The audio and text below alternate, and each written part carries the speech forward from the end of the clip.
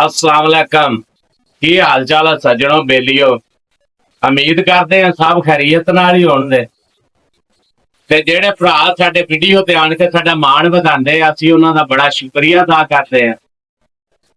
कहंदे ने कि जदों बंदे ते माड़े दिन आंदे ना ते बंदे दे मूंह चों जबान दे विचों भैड़े अल्फाज दे खुद ब खुद निकलण लग पैंदे।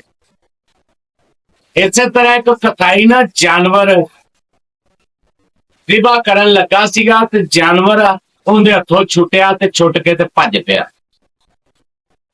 ते फड़ फुड़ के लियांदा ते लियाण के ते फिर रिबा करन लगा ते कोलों दी एक बाबा लंघिया ते बाबे ने कसाई नूं कहा कि पुत्र इहनूं पानी पूनी पिया ला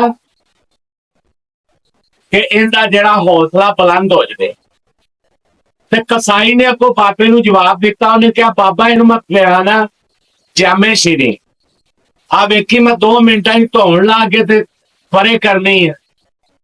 जदों कसाई ने इहदा हकारता बोल बोलिया ना ते बाबे ने अगों कहा कि पुत्र मैं तेनूं पानी दा कहा होर ते मैं तेनूं कुछ कहा नहीं। ते कसाई कहंदा जा जा बाबा तू आपदा काम कर मैनूं आपदा करन दे। ते बाबा कहंदा भी इन्ना हकार नहीं करीदा हुंदा। ये जे तेरे हथ विच है ना धौणा लाउणियां ते तेरे तो वड्डा भी एक कादिर रहीम बैठा होया जिंदे हथ विच सारा इख्तियार है। कर बाबे ने इन्नी गल कीती ते तुर पिया। कसाई ने जानवर फड़िया फड़ के फिर लम्मिया कीता उहदियां लत्तां बाहां बन्नियां बन के ते बंदियां नूं आवाज मारी फाल मार के ते ज़िबा करन लगा। जेड़े बंदियां ने लत्तां बाहां फड़ियां सी ना वो रस्सा टुटिया लत्त वजी ते बंदा एक डिग्गा पिछले पैरी जदों डिग्गा ते उहदा सिर वज्या इट दे उत्ते। जदों इट दे उत्ते सिर वज्या ते डिगदे ही बंदा मर गया थां ते। खैर कसाई ते परचा हो गया। उहदे घर वालियां ने परचा कराता जेड़ा बंदा बुला के लियांदा सी। कसाई जेले चढ़ा गया केस लगा। कल कदी होनी का 6 महीनों बाद कसाई नूं सजाए मौत की सजा हो गई।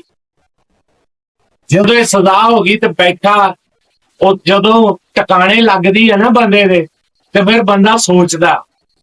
कसाई नूं बच्चे हुंदे ते बीवी मुलाकात वास्ते गए कुछ दिन रहिंदे सीगे इहदे विच सजाए मौत होण दे विच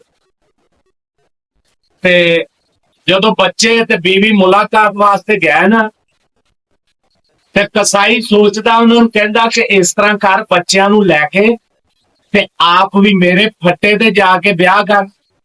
उथों दी एक बाबा लंघदा जुमेरात नूं या बुध नूं जो बाबा टकरे ना ते उहदा मैनूं कोई काम लगदा भी जे अगर वो नजर सवली करे। खैर उहदी बेगम ने बच्चियां नूं जुमेरात वाले दिन बुध वाले दिन सारा हफ्ता ही फट्टे ते लैके बह जाना ते एक दिन वो बाबा उथों दी लंघिया। जदों बाबा उथों दी लंघिया उहदा तरला कीता बच्चे भी रोण लग पे भी बाबा आ गल आ ते मेरा ओही सिर दा थाई आ मेरा ते उहदे तो इलावा मेरे बच्चियां दा होर कोई सहारा कोई नहीं है ते कोई रहम दी नजर करो। बाबे ने कहा भी डाडे दा है ते तरला ही आ। जदों है डाडा गफूर रहीम जे मन गया ते तरला तुसी भी करो ते मैं भी करदा। खैर उहदे बच्चियां ने भी तरला कीता बाबे ने भी रोया बाबा भी रोया रब दे अगे। वो कसाई दी जिहड़ी सी सजाए मौत कैंसल हो गई। कैंसल इस तरह हो गई कि जिहड़ा बंदा मरिया सी उहदे वारसां ने कहा कि इन्हां ने किहड़ा जान के मारिया सी। वो ते बुला के लियांदा सीगा ते जानवर दा रस्सा टुटिया लत्त वजी ते बंदा मर गया। ते गल करन दा सुणाउण दा मकसद यह है कि जे रब ने तुहानूं भी इख्तियार दिते है ना ते तुहाडे तो वड्डा भी एक इख्तियारां वाला बैठा ते थोड़ा जिहा सोच समझ के बोलिया करो क्योंकि बाद दा पछताया जिहड़ा ना फिर काम नहीं आता।